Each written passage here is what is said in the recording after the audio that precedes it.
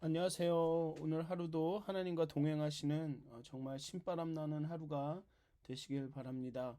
우리 사도신경 하심으로 4월 29일 목요일 새벽 예배를 시작하도록 하겠습니다. 전능하사 천지를 만드신 하나님 아버지를 내가 믿사오며 그 외아들 우리 주 예수 그리스도를 믿사오니 이는 성령으로 잉태하사 동정녀 마리아에게 나시고 본디오 빌라도에게 고난을 받으사 십자가에 못 박혀 죽으시고 장사한 지 사흘 만에 죽은 자 가운데서 다시 살아나시며 하늘에 오르사 전능하신 하나님 우편에 앉아 계시다가 저희로서 산 자와 죽은 자를 심판하러 오시리라. 성령을 믿사오며 거룩한 공회와 성도가 서로 교통하는 것과 죄를 사하여 주시는 것과 몸이 다해 사는 것과 영원히 사는 것을 믿사옵나이다. 아멘. 찬송가 190장 함께 찬양하도록 하겠습니다. 찬송가 190장입니다. 통합으로는 177장입니다. 찬송가 190장 성령이여 강림하사 함께 찬양하시겠습니다.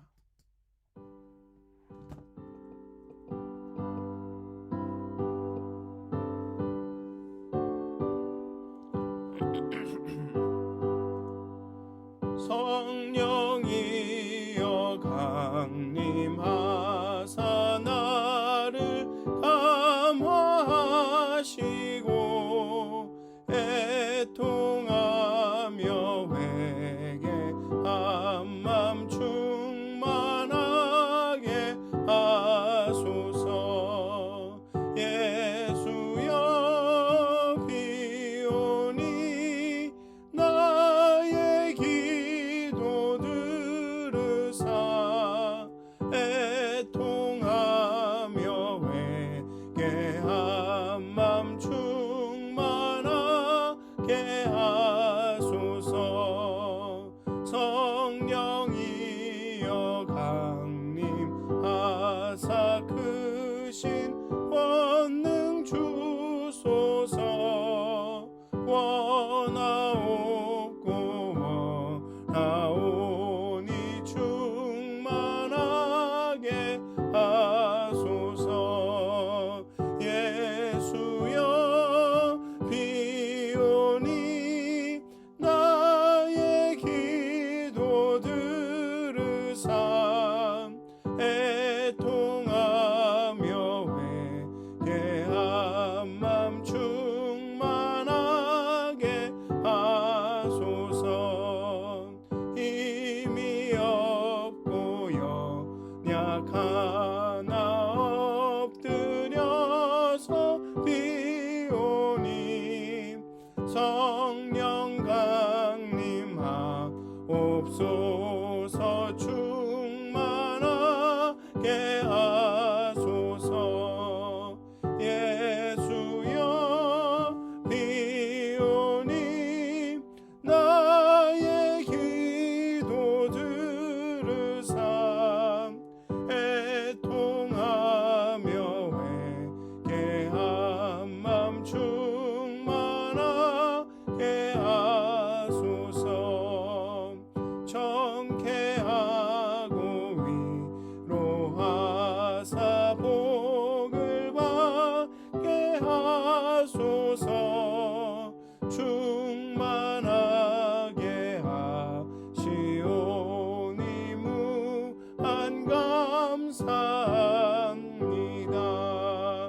예수여 비오니 나의 기도 들으사 애통하며 회개한 맘 충만하게 하소서. 아멘. 찬송가 246장 한 장 더 찬양하시겠습니다. 찬송가 246장입니다. 통합으로는 221장입니다. 찬송가 246장 나 가나안 땅 귀한 성에 다 같이 찬양하도록 하겠습니다. 찬송가 246장입니다.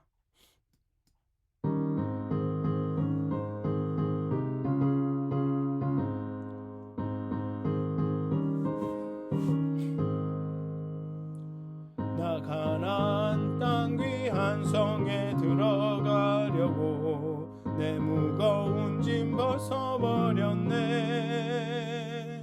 죄 중에 다시 방황할 일 전혀 없으니 저 생명 시냇가에 살겠네. 길이 살겠네. 나 길이 살겠네. 저 생명 시냇가에 살겠네. 길이 살겠네. 나 길이 살겠네. 저 생명 시냇가에 살겠네. 그 불과 기름으로 인도하시니 나 가는 길이 형통하겠네. 그 요단강을 내가 지금 건넌 후에는 저 생명 시냇가에 살겠네. 길이 살겠네. 나 길이 살겠네. 저 생명 시냇가에 살겠네. 길이 살겠네. 나 길이 살겠네. 저 생명 시냇가에 살겠네. 내 주줄인 영혼 만나로서 먹여주시니 그 양식 내게 생명 되겠네. 이후로 생명 양식 주와 함께 먹으며 저 생명 시냇가에 살겠네. 길이 살겠네. 나 길이 살겠네. 저 생명 시냇가에 살겠네. 길이 살겠네. 나 길이 살겠네. 저 생명 시냇가에 살겠네. 아멘. 기도하시겠습니다. 하나님, 이 아침에 정말 하나님의 임재하심 안으로 우리가 나아갑니다. 정말 하나님께서 우리 마음 가운데 충만하시기를, 하나님께서 하나님의 은혜로 사랑으로 또 하나님의 그 거룩한 영으로 우리를 충만케 하시기를 기대하면서 기도하면서 하나님 앞에 나갑니다. 우리가 말씀을 묵상하고 기도하고 찬양할 때 정말 하나님이 우리와 함께 하시고 하나님의 영이 우리 안에 충만하게 거하셔서 정말 오늘 하루가 하나님과 함께하는 그런 동행하는 그런 순간순간이 되게 하여 주시옵소서. 정말 하나님의 인도하심을 따라 하나님의 언약을 붙들고 또 오늘 그 수많은 도전과 어려움 가운데 잘 버티고 잘 견디어 나갈 수 있도록 하나님 오늘도 우리와 함께 하여 주시옵소서. 우리를 세워주시고 우리를 일으켜 주시옵소서. 감사합니다. 예수님의 이름으로 기도하였습니다. 아멘. 오늘 함께 나누실 말씀은 사도행전 2장 1절부터 13절까지의 말씀입니다. 사도행전 2장 1절부터 13절까지의 말씀입니다. 제가 봉독하도록 하겠습니다. 사도행전 2장 1절부터 13절의 말씀입니다. 오순절 날이 이미 이름에 그들이 다 같이 한 곳에 모였더니 홀연히 하늘로부터 급하고 강한 바람 같은 소리가 있어 그들이 앉은 온 집에 가득하며 마치 불의 혀처럼 갈라지는 것들이 그들에게 보여 각 사람 위에 하나씩 임하여 있더니 그들이 다 성령의 충만함을 받고 성령이 말하게 하심을 따라 다른 언어들로 말하기를 시작하니라. 그때 경건한 유대인들이 천하 각국으로부터 와서 예루살렘에 머물러 있더니 이 소리가 나매 큰 무리가 모여 각각 자기의 방언으로 제자들이 말하는 것을 듣고 소동하여 다 놀라 신기하게 여겨 이르되 보라, 이 말하는 사람들이 다 갈릴리 사람이 아니냐? 우리가 우리 각 사람이 난 곳 방언으로 듣게 되는 것이 어찌 됨이냐? 우리는 바데인과 메데인과 엘람인과 또 메소보다미아, 유대와 갑바도기아, 본도와 아시아, 브루기아와 밤빌리아, 애굽과 및 구레네에 가까이 온 리비아, 여러 지방에 사는 사람들과 로마로부터 온 나그네, 곧 유대인과 유대교에 들어온 사람들과 그레데인과 아라비아인들이라. 우리가 다 우리의 각 언어로 하나님의 큰 일을 말함을 듣는도다 하고 다 놀라며 당황하여 서로 이르되 이 어찌 된 일이냐 하며 또 어떤 이들은 조롱하여 이르되 그들이 새 술에 취하였다 하더라. 아멘. 예수님이 하늘로 올라가신 후 다락방에 모인 초대교회 성도들은 오순절에 인간의 말로 형용할 수 없는 그런 영적 체험을 하게 됩니다. 그들은 이 사건을 통해 성령 충만함을 받고 성령의 인도하심에 따라 각 나라의 방언으로 말하기 시작합니다. 여기서 우리가 흔히 방언 이렇게 얘기하면 이제 흔한 걸로 할렐루야 할렐루야 랄랄랄라 이런 그런 방언을 생각하는데요. 여기서는 그런 방언이 아니라 진짜 지중해나 북아프리카, 이집트 아니면 저쪽 아라비아 지역에 있던 그런 각종 나라의 각종 인종들의 말을 말한 것입니다. 제가 이런 그러니까 제가 이런 거를 두 번을 봤는데요. 한 번은 중국말을 하시는 분을, 이 방언을 기도 중에 중국말을 막 하시는 분을 봤고요. 또 한 분은 그 외국 분한테, 미국 분한테 기도를 하시는데 한국말로 기도를 하세요. 근데 기도를 하시고 이렇게 한국말로 뭐를 전하는데 이 미국 분이 그걸 다 알아들으시는 거예요. 전혀 한국말을 모르시는 분인데 그런 경험을 한 적이 있습니다. 하여튼 그렇게 여기서 말하는 방언은 우리가 흔히 생각하는 그런 랄랄랄 이 방언이 아니라 진짜 그 나라 말을 했던 거죠. 아니면 이 사람들이 자신의 그런 아람어를 아니면 헬라어를 했는데 그 각 나라의 사람들이 그 나라의 말로 알아들은 것입니다. 그래서 오순절을 지키기 위해 천하 각국에 흩어져 살다가 예루살렘을 방문한 이 디아스포라 유대인들은 이들이 하는 말을 자기 지역의 그 언어로, 그 방언이라고 하죠, 다이렉트로 그렇게 듣고 이제 놀라게 됩니다. 이게 무슨 일이냐? 그랬더니 어떤 사람은 놀라고 어떤 사람은 그들을 조롱해서 저 사람들이 술이 취해서 저런 말을 하는 거다라고 얘기를 하죠. 오순절 성령 강림 사건은 구약 성경에서 이미 예언된 바 하나님 아버지의 약속이 종말론적 교회의 시대에 마침내 이루어진 것입니다. 이것은 단지 신약 시대의 특징이나 예수님이 어떻게 발명하신 어떤 것이 아닙니다. 이것은 하나님의 약속이었습니다. 구약 시대 때부터 하나님의 약속이었습니다. 요엘서에 그 후에 내가 내 영을 만민에게 부어주리니 너희 자녀들이 장래일을 말할 것이며 너의 늙은이는 꿈을 꾸며 너의 젊은이는 이상을 볼 것이며 라고 이야기하고 있습니다. 이것은 과거의 그 구약 시대로부터 하나님의 약속이었고, 근데 다른 것은 무엇이냐면 과거에는 선지자, 왕, 제사장과 같은 특정 인물들에게만 국한되었던 하나님의 영을 요엘서에서는 만민에게 부어주시겠다고 약속하셨다라는 것입니다. 사울의 이야기, 사울 왕의 이야기도 보면 하나님의 영에 충만해서 이렇게 했다 이런 얘기도 나오고, 선지자들의 이야기들을 보면 하나님의 영이 충만했다라고 그런 말이 나옵니다. 그렇게 그런 특정 인물에게만 국한되었던 하나님의 영이 요엘서에 와서는 만민에게 주시겠다, 만민에게 부어주시겠다라는 약속으로 바뀌었고, 그리고 오늘의 본문의 이 마가다락방의 성령 임재를 통해 그 말씀이 실제로 이루어지게 된다라는 것입니다. 그래서 성령의 충만함이나 성령이 임하셔서 역사하시는 것은 이 기독교 역사에 그렇게 낯설거나 그렇게 특별한 일이 아니라는 것입니다. 구약 때부터 계속 있었던 일이고, 단지 차이는 이제 모든 사람들에게, 회개하고 돌아오는 모든 사람들에게 그 성령이 임재해서 역사하신다는 얘기죠. 그리고 2절은 이들이 모인 곳이 집이라고 합니다. 여기서 집을 의미하는 헬라어 오이코스는 때로는 성전을 의미하는 단어로 쓰이기도 합니다. 그래서 어떤 학자들은 그들이 집에서 모인 것이 아니라 성전에서 모였다고 말하기도 합니다. 그런데 만약 그랬다면 누가는 분명히 성전이라고 밝혔을 것이지 오이코스라는 두 가지로 해석될 수 있는 단어를 사용하지는 않았을 것입니다. 따라서 여기서는 문맥상으로는 다락방이 있는 집일 가능성이 높습니다.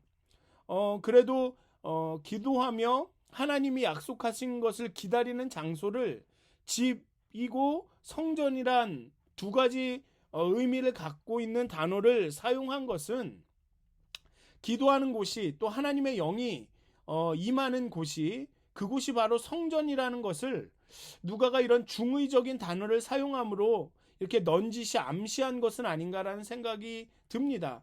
정말 그래서 이제 다른 그 신약에도 보면 성령의 임재하서 우리의 몸이 하나님의 거하시는 성전임을 너희가 알지 못하느냐라고 얘기하는 것도 나오는 것처럼 정말 그렇게 우리가 하나님을 경험하고 하나님의 임재를 기다리고 기도하고 예배하는 그곳이 어디든지 간에 성전이다라는 그런 인식을 누가는 이렇게 은연중에 우리에게 알려주는 것은 아닌가.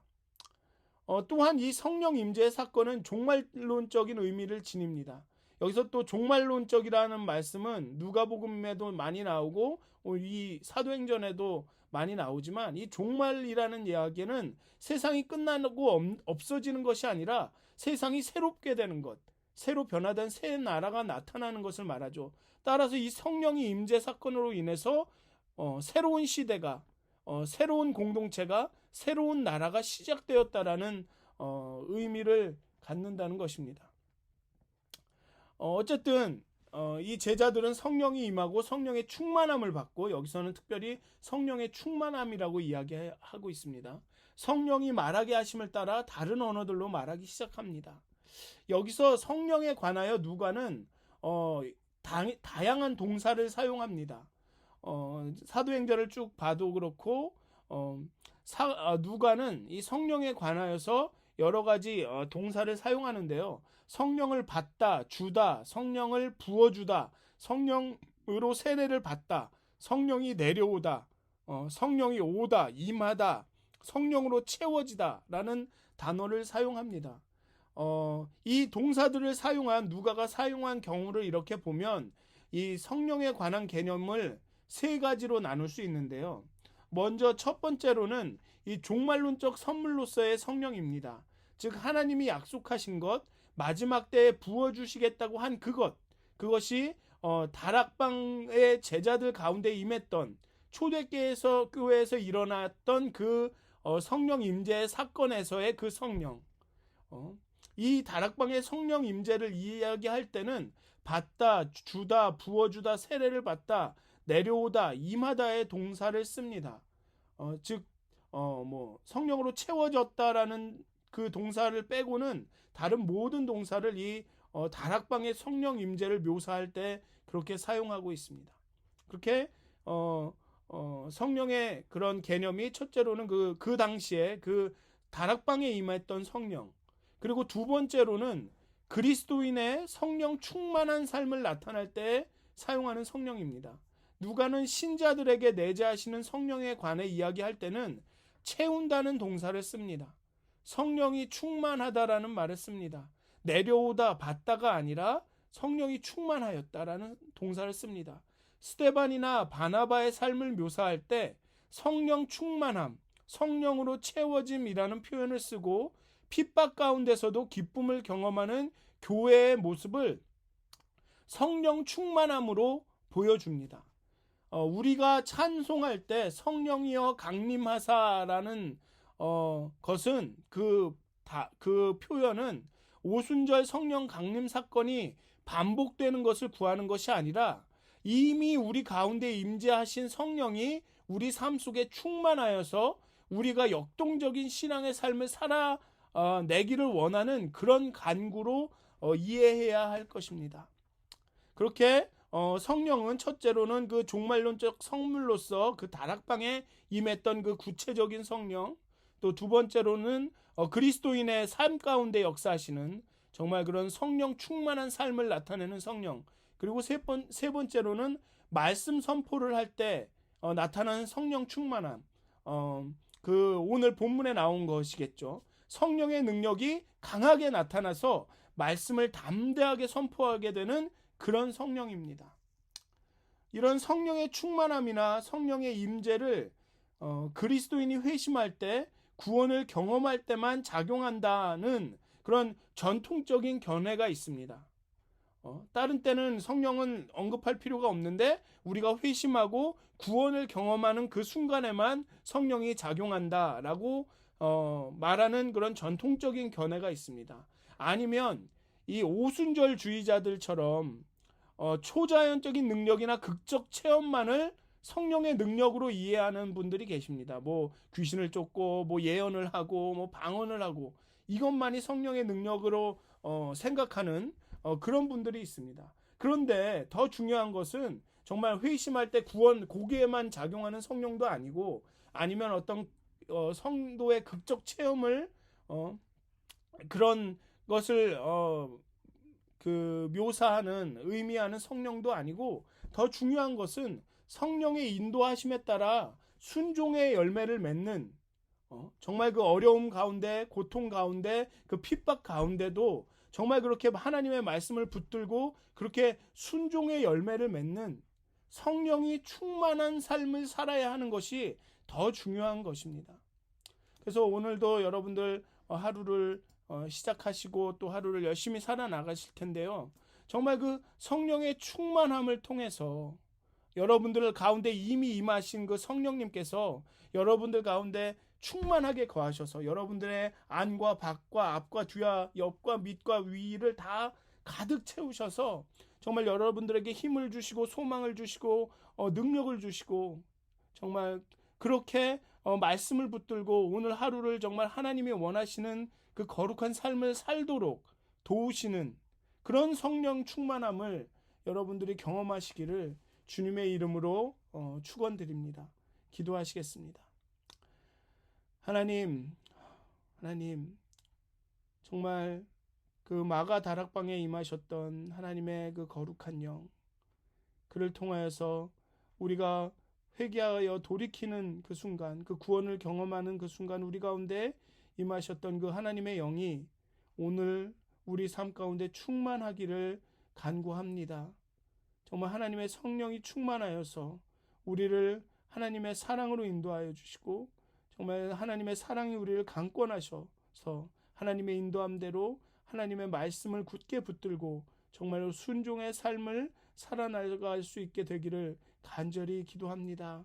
하나님의 영을 통하여서 예수 그리스도께서 우리에게 가르치신 것들을 기억나게 하시고 정말 그 기억으로 말미암아 하나님이 원하시는 그 의의 길을 차근차근 잘 걸어나갈 수 있도록 하나님의 영으로 충만케 하셔서 우리에게 용기를 주시고 힘을 주시고 소망을 주셔서 정말 하나님과 동행하는 정말 신바람 나는 그런 하루가 될 수 있도록 하나님께서 함께해 주시옵소서. 감사합니다. 예수님의 이름으로 기도하였습니다. 아멘. 하늘에 계신 우리 아버지여, 이름이 거룩 여김을 받으시오며 나라가 임하옵시며 뜻이 하늘에서 이루어진 것 같이 땅에서도 이루어지이다. 오늘 우리에게 일용할 양식을 주옵시고 우리가 우리에게 죄진 자를 사하여 준 것 같이 우리의 죄를 사하여 주옵시고 우리를 시험에 들게 하지 마옵시고 다만 악에서 구하옵소서. 나라와 권세와 영광이 아버지께 영원히 쌓옵나이다. 아멘. 평안한 하루 되시길 기도합니다.